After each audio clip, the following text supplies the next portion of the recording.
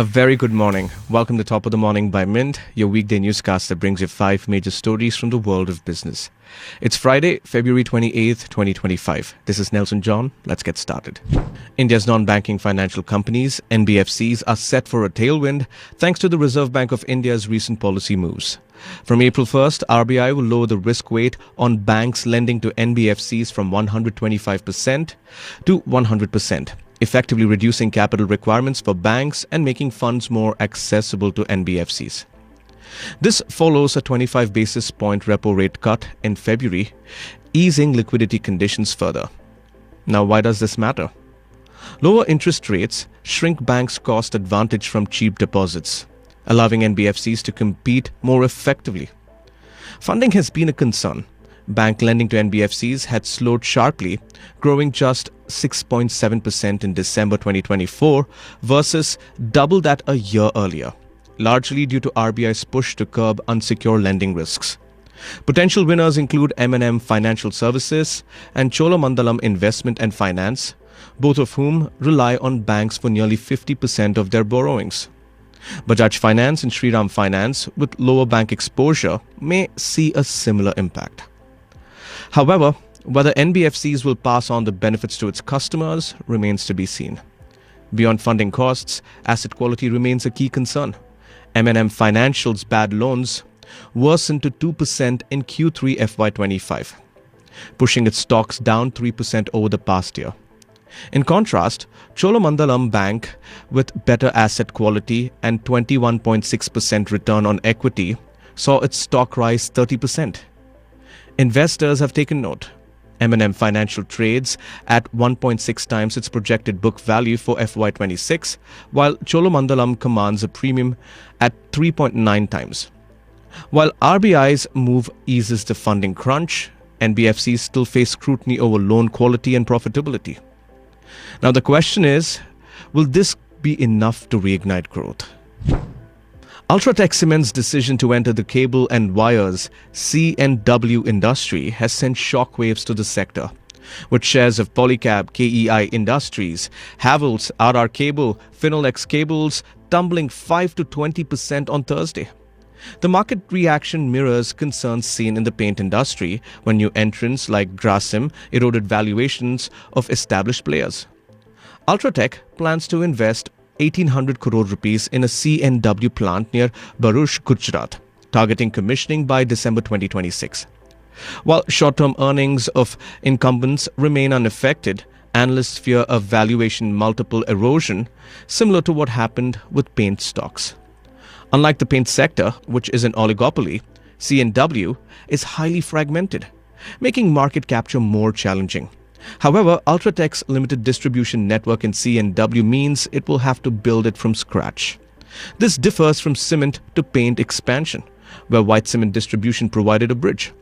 The timing raises concerns as many C&W firms are already expanding capacity, increasing the risk of overcapacity. If UltraTech adopts an aggressive pricing strategy, profit margins of existing players could come under pressure.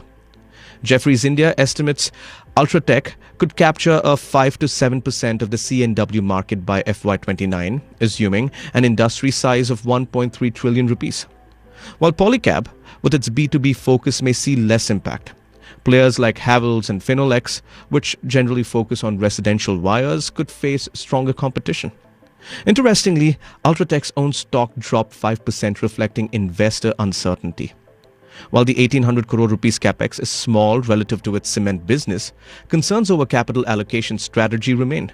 Investors focus on cement may now question whether UltraTech will continue diversifying into unrelated sectors. For now, UltraTech's move shakes up the C&W industry, but its real impact will depend on execution, pricing, and the sector's overall demand dynamics. AWS, Amazon Web Services, has introduced Ocelot, its first ever quantum computing chip, marking a key step in making quantum computers practical. The prototype chip is designed to reduce quantum computing errors by up to 90%, a crucial challenge in the field. Quantum computing has become a hotly contested space, with major players like Google, Microsoft, and Amazon racing to make it commercially viable. Just last week, Microsoft claimed a breakthrough in creating a new state of matter, while Google announced its own error correction advancements in December with its Willow chip. Ocelot is not yet a fully functional quantum system, but serves as a test bed for improving quantum error correction, said Oscar Painter, head of quantum hardware at AWS. Error correction is crucial because qubits, the building blocks of quantum computers, are highly unstable and prone to interference from environmental noise. While quantum computing promises exponential speedups in fields like drug discovery and cybersecurity, commercial viability is still years away. While some experts believe it could take a decade, while others see advancements happening sooner. Amazon's approach is similar to that of Google's, focusing on superconducting quantum circuits, while Microsoft pursues a different path. Analysts note that while Amazon entered the race later, its new method for error correction could help it catch up. However, some remain skeptical, calling Ocelot an advancement rather than a breakthrough. For Amazon, this marks a broader push into quantum services. The company already offers Amazon Bracket, a cloud-based quantum simulation platform, and a quantum advisory program for businesses. With Ocelot, Amazon is moving closer to the quantum era. But full-scale, reliable quantum computing is still a work in progress. Breaking her silence on the ongoing legal battle between her sons Abhishek and Abhinandan Lodha, family matriarch Manju Lodha has stated that neither has a claim on the other's business. In an emotional letter dated Feb 21st, she urged them to settle the differences. The feud stems from a 2017 family settlement agreement that divided the Lodha real estate empire. Abhishek Lodha, managing director of MacroTech Developers, with a market cap of 1.19 trillion rupees, controls the Lodha brand, while Abhinandan Lodha started his own venture, the House of Abhinandan Lodha, after exiting the family business in 2015.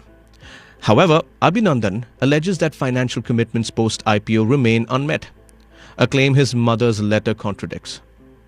While Abhishek has agreed to abide by the 2017 terms, Abhinandan maintains that family matters shouldn't be played out in public, though he hopes commitment to him will be honored. The dispute escalated in January when Macrotech developers took legal action to prevent Abhinandan from using the Lodha name, arguing it causes brand confusion. A Bombay High Court mediation is underway, with the next hearing set for March 21st. For now, the Lodha family remains at the heart of a bitter corporate battle, with both business and legacy at stake. If you've ever grabbed a plate of momos at a roadside stall, you might be surprised to learn that they weren't handmade right there. Many of them are mass-produced in factories, steamed, frozen, and shipped out to restaurants and kiosks across cities. Take Momos Pro, a Noida-based factory churning out 15,000 to 20,000 momos daily for quick services restaurants, QSRs, and hotels. Co-founder Nitin Panwar says demand is massive, but price pressures are intense. While some vendors want dirt-cheap momos at 2 to 3 rupees per piece, higher quality ones sell for about 5 to 7 rupees. The momo market in India is now worth over 30,000 crore rupees annually, with 90% still dominated by street vendors. But organized players are expanding fast. Wow Momo, a QSR giant, sells 1.2 million pieces a day and is eyeing 630 crore rupees in revenue for FY25. Backed by Tiger Global, it plans to go public by 2027 and expand internationally. Meanwhile, frozen momo pioneer Prasuma, now partly owned by FMCG major ITC, sells 100 million pieces a year, reports Sayantan Bera. Momos have evolved from beyond their Tibetan Nepali origins to becoming a national favorite. From tandoori to chocolate-filled, innovation is constant. But culinary purists like Kolkata's Momo Queen, Doma Wang, aren't thrilled. She finds many street variants, especially Delhi's, downright yucky. With automated factories replacing traditional craftsmanship, the question remains, will India's love for momos lean towards convenience, or will artisanal quality still have a place? Either way, one thing is clear, the momo wave isn't slowing down. That's all for today. Thank you for joining in. I'm eagerly looking forward to our next Top of the Morning episode, which will be packed with the latest in business news. Until then, this is Nelson John signing off. Have a terrific weekend.